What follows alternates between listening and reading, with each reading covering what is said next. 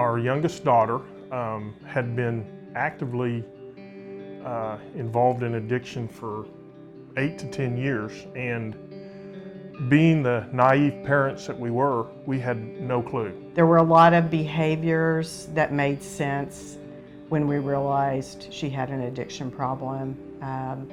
You know, the lying, the stealing, the car wrecks, all of that started making sense when we began to learn more about addiction and the common behaviors that addicts display. The guilt was incredible because before finding hope, I was angry, I was mad, I was bitter, very unforgiving. Chelsea and I were very, very close when she was in high school, and Jan had to virtually be a referee when we were together. It was a terrible time. There was just a lot of chaos when she was at our house. It put a real strain on her and her dad's relationship, but also our marriage, just because of the tension. That chaos is such a part of what happens with addiction. Everybody gets pulled into that chaos. And we were introduced to Hope is Alive through our church on a meeting that was held, and it was kind of a God thing. Through these classes, I realized that Jan and I weren't alone. There were other families just in the same exact situation that we were in. And I realized, most importantly, that there is hope, and I learned how to forgive.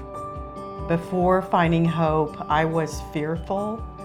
I was unsure of what addiction was all about, and it really forced me to educate myself. That was one of the first things that I did, was read anything I could get my hands on. Meeting the other families that were also going through it was very healing.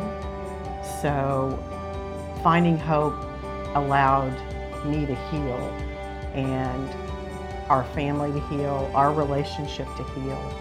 And it gave us just honestly a new outlook and a real purpose for what we needed to do to help others that were affected by addiction. Many of the families that come in are at the beginning of the journey.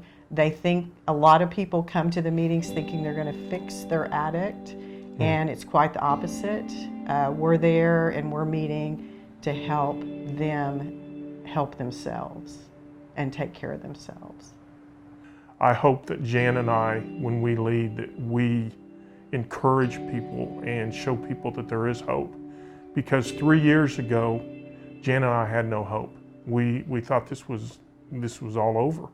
And through these classes and through the love of Christ, He has shown us hope.